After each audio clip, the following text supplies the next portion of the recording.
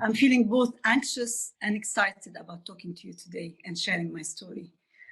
And I want to start by sharing a quote from Maya Angelou. Maybe you've come across it. Maya Angelou once said, "There is no greater agony than bringing an untold story inside you, than bearing an untold story inside you." And I remember in May writing a blog about an untold story from my life. And Christy and Vina read the blog, got in touch with me, and that's really how I ended up being here today on this weekend. We are all storytellers, and I feel there is no greater connection to bring people together than storytelling. And that's why really when I think of the platform that Christy and Vina created in SheSustains, I'm very grateful for that because it brings us all together in a safe environment to share each other's stories and benefit from each other's experience. So thank you for this space. I really appreciate it. Okay, so my story. I'm going to talk for about 20-25 minutes, and then later I will have about 25 minutes to discuss, to reflect, to have comments and share together. So if while I'm talking you have some sort of questions, please note them down and we'll discuss them at the end. So growing up, I suffered from low self-esteem and low self-worth. And I use the word suffered intentionally because it really felt like suffering to me. And at that age, I realized that that not everybody around me thought, felt, and behaved the same way. And I really truly believed that I had some sort of disease, that I was born this way. So I really got curious about discovering, was I really born this way? And regardless of whether I was born this way or not, is it possible to change? And I didn't know that at that time, my quest to find the answers to these questions would lead me to the work that I'm doing today. Finding the answers to the question took time, took therapy, and a lot of studying into human behavior. And what I found is that no, I'm not born, I wasn't born this way. It's rather the environment and the circumstances surrounding my childhood that led me to think, feel, and behave in that way. And that, yes, it is possible to change. With knowledge, with the awareness, we can achieve change. And that's what I will share with you later. So what led to me thinking, feeling, and behaving in this way? I am a mixed race person. My father was Lebanese and he was racialized as white. And my mother was Ghanaian and racialized as Black. So there was the Black and white, there was the African, the Arab, and there was also Catholic and Muslim. And I was the intersection of all those cultures. And I don't remember really the story around the first few years of my life. I picked fragments from relatives and friends in order to formulate it. And the story goes that when I was a baby, my parents got divorced. And since my mother was in Canada at the time on a scholarship, I ended up being passed from carer to carer until I arrived in Lebanon, in Tripoli, at the doorsteps of my paternal grandmother. And I was about 5 years of age, school age. And I was told that I received physical abuse at the hands of one of my carers, something that I don't remember, but I was told that's something that happened. So my paternal grandmother was very loving, very wise, and her love and care made up for the first unsettled few years of my life. However, I was a Black kid among the white Lebanese in the 60s in Lebanon, and that posed another challenge, racism. I remember being the only Black kid at school, the only Black kid in the city, even the only Black kid in my family, actually. So I felt bad about myself because I remember coming from school, crying because people had called me in Arabic Abdi, which means the equivalent of nigger. So I would come to my grandmother very upset and hurt about these comments. Of course, I didn't understand at that age the concept of racism. I just didn't understand why people did what they did, why they said what they said. I was just really, I felt bad about myself, like something was wrong with me, like Vina said yesterday. My grandmother was very wise, very loving, and did her best to protect me. I remember her once saying to me, "Rawia, you're the color of chocolate, and everybody loves chocolate." Yet when I went outside, that's not the perception that I had from other people.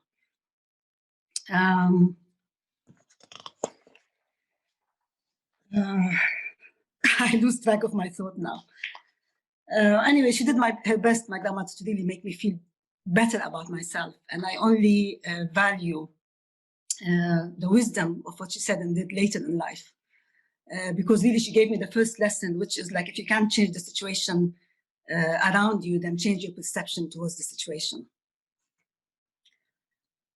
My father later married a Lebanese woman who was really lovely. And then I have from him 4 half-sisters and 1 half-brother. And I'm very close to them. We're really very close family.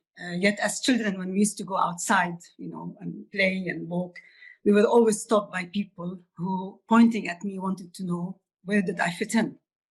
And when we tried to explain to them we are one family, we were met with ridicule and disbelief, because it's like, how can you be sisters when she is black and you are white? So these were the kind of things that I always faced, which led me to struggle with my sense of belonging and sense of identity. I felt I'm too black for the Lebanese, and later on I discovered that I'm too light-colored for the Ghanaians and culturally different for Ghanaians to accept me. So I felt, you know, I didn't belong in either ethnicity that my parents came from. When I was 14, the war in Lebanon, the civil war in Lebanon broke out, and then we had to go to Ghana.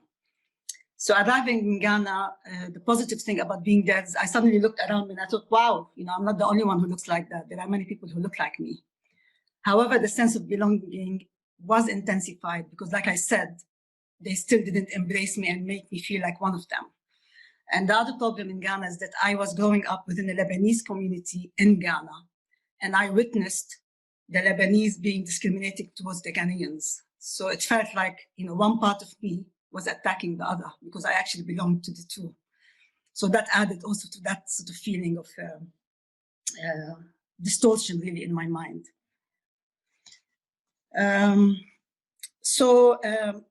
One thing I wanted to mention here, that when we are children, we really are impressionable and we take what others say about us to be the truth.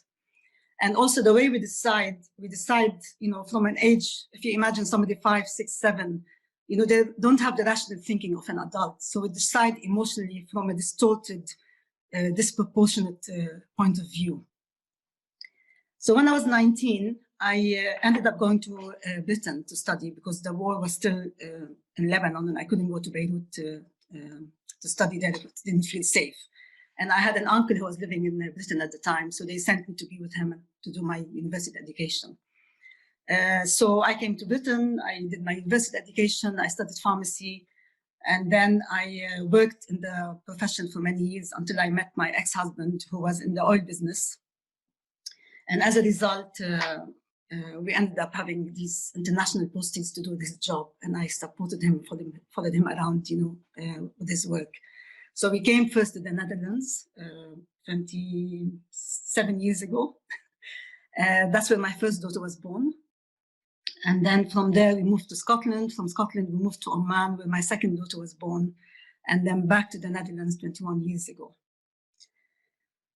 So that's the sort of first part of my story and gives you a window and some clues as to why I felt this low self-esteem, this low self-worth, and having a negative sort of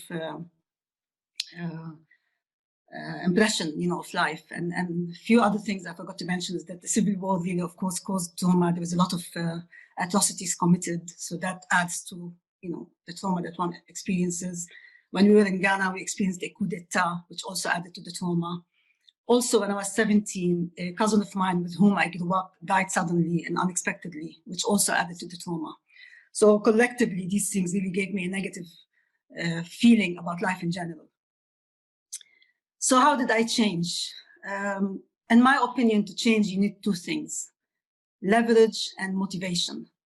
Now, leverage is a word that Tony Robbins, he's a famous motivational speaker. I don't know if you've come across him.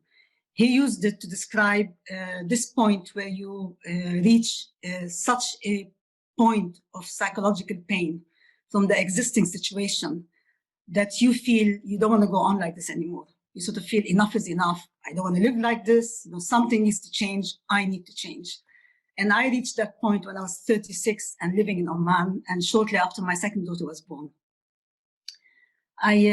Something happened. I hit another crisis, and I really plunged into a deep depression. And I wanted so much to be there for my children. So I went to my GP and asked him for help, you know, and he referred me to a psychiatrist, and the psychiatrist referred me to an NLP master trainer. I had not heard of NLP before.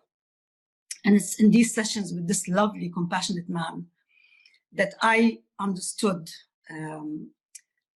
the elements in my life that led me to feel and think a certain way. That's where I discovered how my neurology, my language affects my behavior.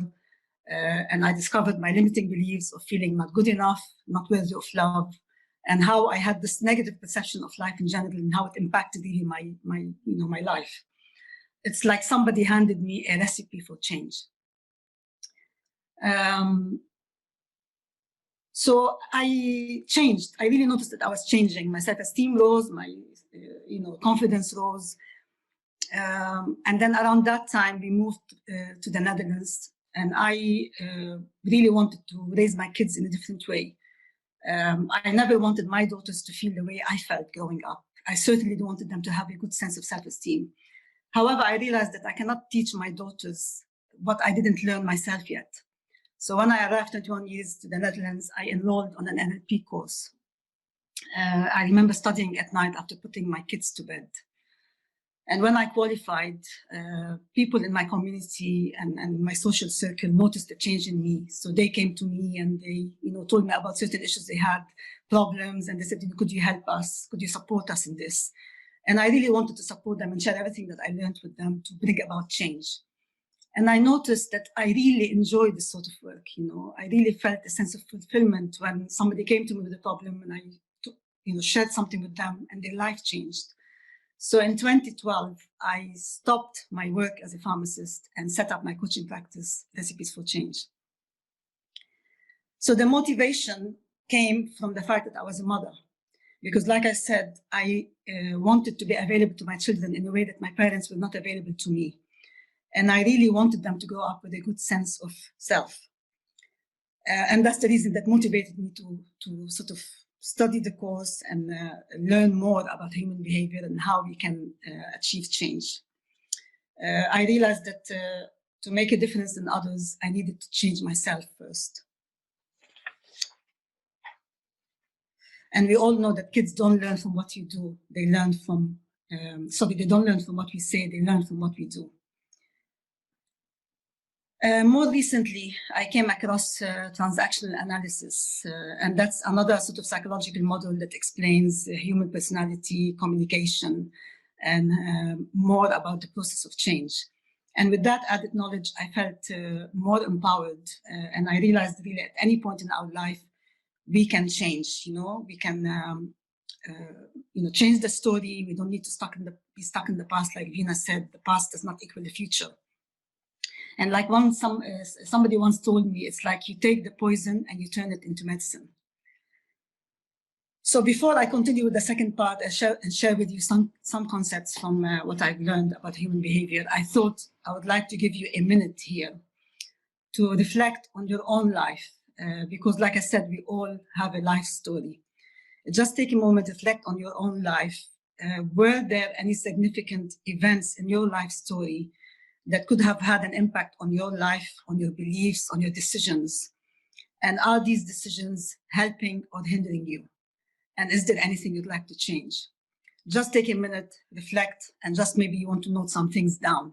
You don't need to share anything with me at that stage, but just put them down. And I just wanted to give you a minute to do that. And I'll have some water in that minute. Yes.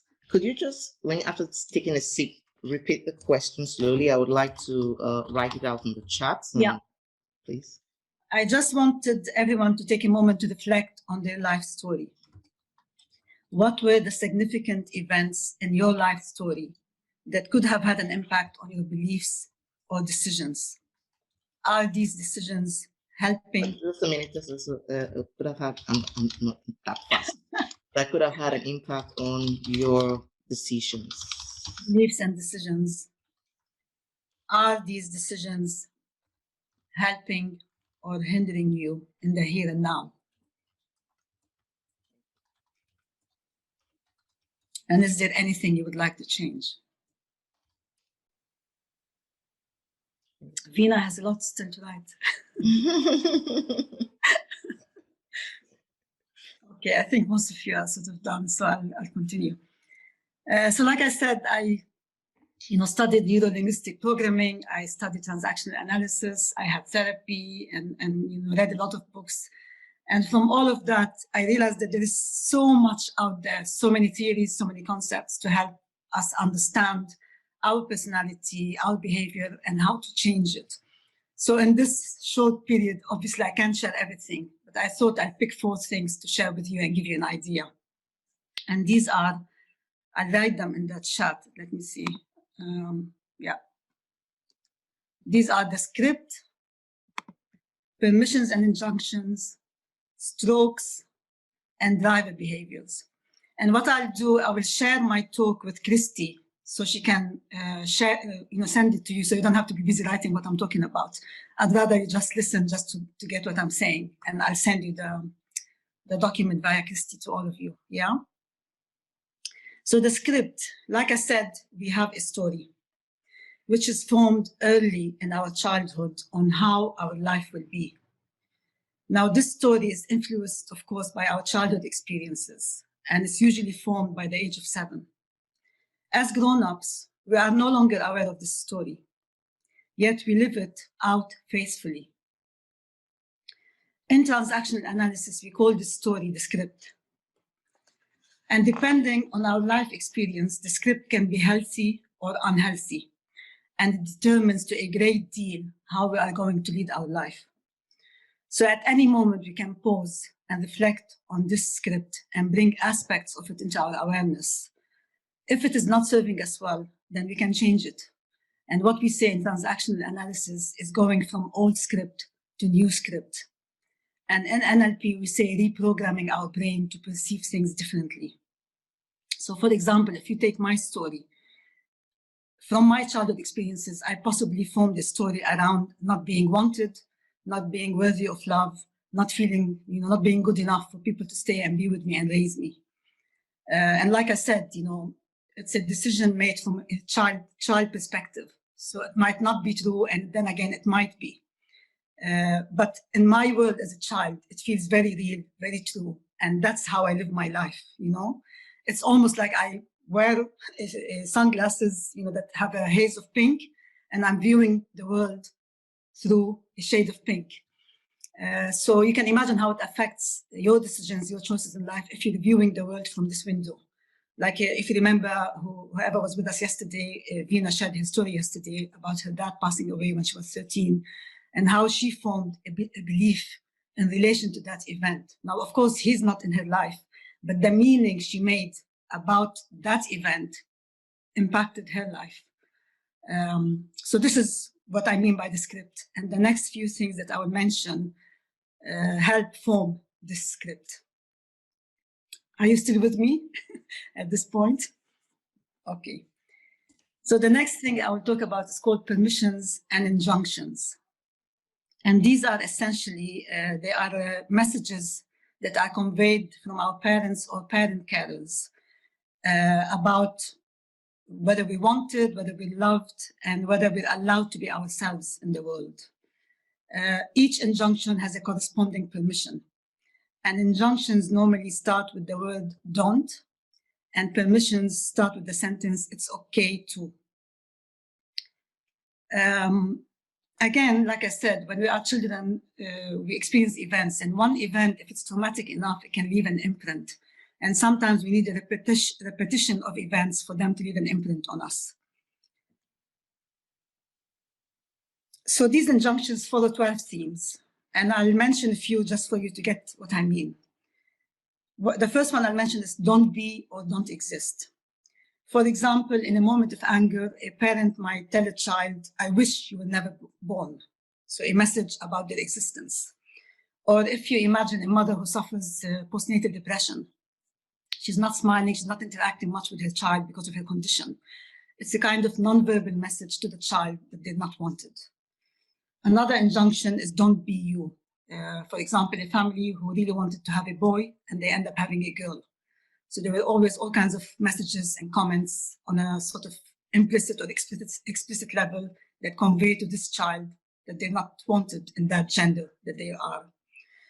Don't belong, which is really demonstrated in my life story, where I felt no sense of belonging in either ethnic group that my parents belonged to. Don't think, when a parent constantly belittles and mocks their child's thinking. And don't feel, when parents themselves block their emotions so they can convey a message to the child that, you know, they're not allowed to express their emotions. And there are many, many more like that. So giving you those examples, I'll give you again a moment to reflect on your life. Does anything come to mind of these sort of injunctions or messages or permissions that you grew up with in your life? Or do you maybe, out of awareness, exhibit them maybe with your children now? And just remember that this is not about imparting judgment, because we all do the best we can and we all have really positive intentions. It's just to bring into our awareness these unconscious things that we might say or do and not realize their impact on children or their impact on us from our parents or adult carers. So just a moment to reflect. Are there anything like that that sort of you came across in your life, such injunctions or such permissions? Just a minute to reflect.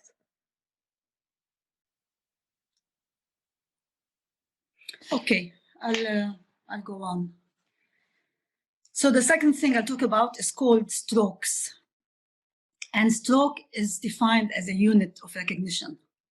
And the best way for me to explain it to you is that if you imagine you're walking down the road, you come across your neighbor, you smile at them and you say hello, and they smile back and say hello. So in essence, you've exchanged strokes through your smiles and through saying hello, where you acknowledge each other's presence. Now also imagine if you did come across your neighbor, you said hello and smiled at them and they totally ignored you, how you would feel. So strokes are really important for people to have. And to show you how it's really important for us to have these strokes for our mental and emotional well-being. And to show you how important that is, a study was made ages ago on orphans in Romania, where these orphans were fed and clothed, but they did not receive any strokes. So nobody interacted with them, no smiles, no interaction with these orphans. And they saw that these orphans, despite the fact that they were fed and clothed, they did not thrive well because they were denied these human interactions. And that demonstrates really how important it is to our well-being to have these strokes. Strokes can be, like I said, verbal or non-verbal. So a smile is a non-verbal stroke. Saying hello is a verbal stroke. They can also be conditional. So it's about something that we do, or unconditional, which is about who we are. So I'll give you examples. So if you say to somebody, that was a good piece of work you did, that's an example of a positive conditional, because you're talking about something they've done.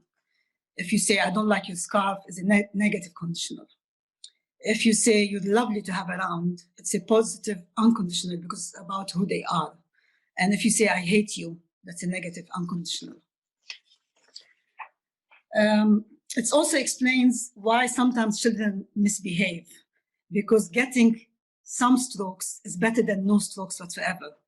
So children misbehave in order to be recognized, even if you're telling them off. At least they're being seen, they're being heard.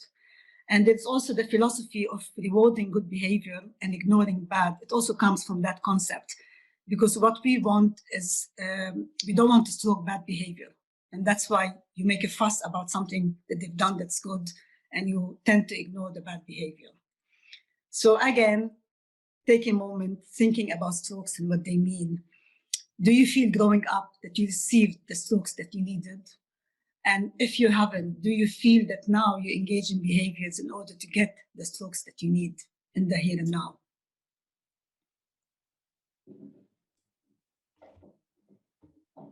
Is it okay to ask a question? Again, would you like me to ask it again? No, sorry. Is it okay for me to ask a question? Yes, of course, sure. Yes. So because you talked about, about someone saying something or smiling, what if there's just silence? Like that's also no reaction. it's a kind of negative stroke, because you're also denying the existence of someone. Okay. Actually, the worst thing you can do to a human being is ignore them. Yeah. Okay. Because you're just saying they don't exist. Yeah. So that in itself is a kind of stroke, but it's a negative one. Negative one. Okay. So it's worse. Yeah. Thanks.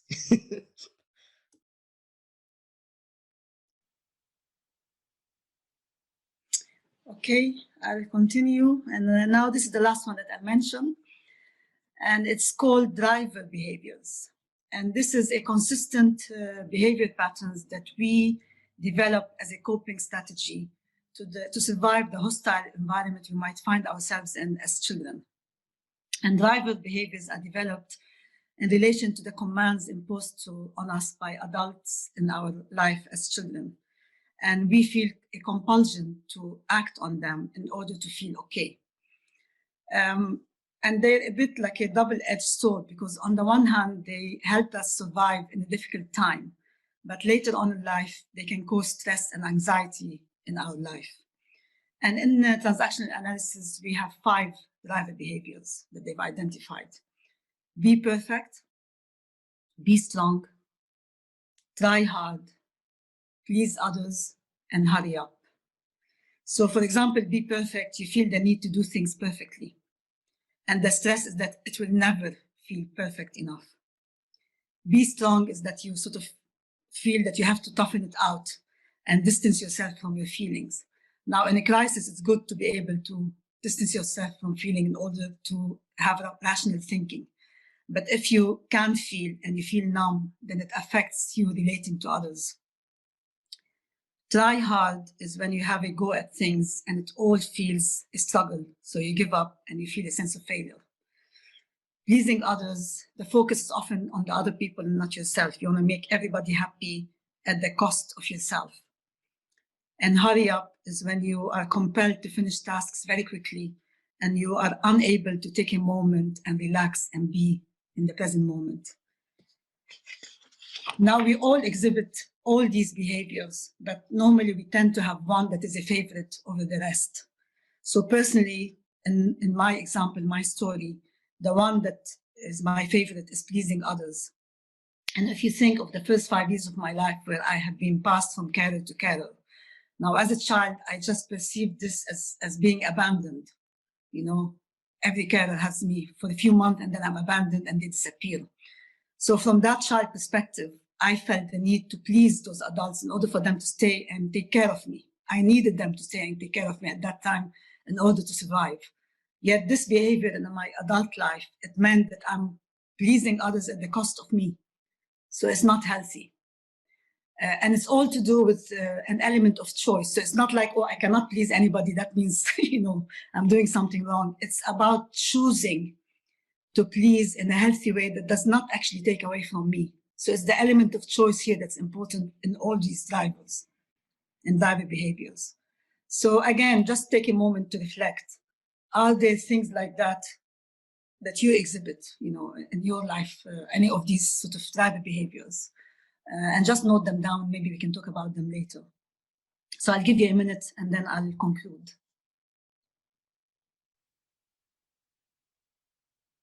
Okay. So in conclusion, the message really that I want to impart in this talk is that we are not stuck in the story of our past. You know, like Veena said yesterday so beautifully, the past does not equal the future. We can reprogram ourselves and change the story at any point in our life. All we need is enough leverage, motivation, and some proper guidance through acquiring knowledge, through working with a practitioner or doing training.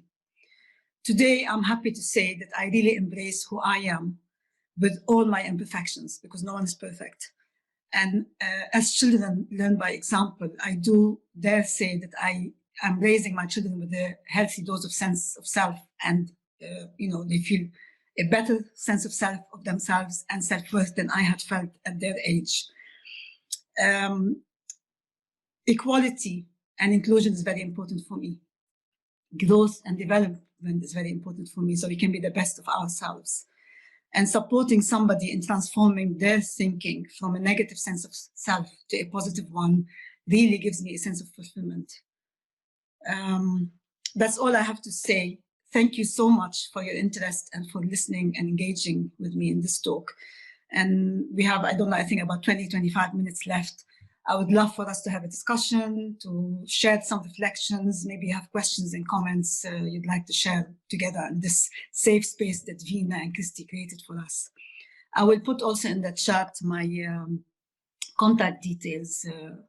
If you have more questions, something you want to explore, I'd love to hear from you through an email. I love to talk about this subject, so any excuse is welcome. So I'll just take a moment to put in the chat my contact details, and then we can have a discussion. Wow. Thank you so much, Rawia. I'm so glad that Vina and I think Vina really was like, yes, let's get Rawia please into this, because she's the expert when it comes to behavior. And I really love the way you shared your story, and then you also threw in those insights of like an expert guide, the tools, the tips, the structure to go through it. So there's so many things packaged in there. So I think I would definitely be re-listening to this whole your story and what you shared with us, as well as read the write-up you've made for those strokes. Yeah, I'll share that with you, Christy, so you can send it. I will send that around. So please, this is opportunity for you ladies. If you have questions, I do have my questions, but I would love you guys to have the opportunity to share your thoughts, ask questions to Rawia while she's here immediately, and we can together learn from each other.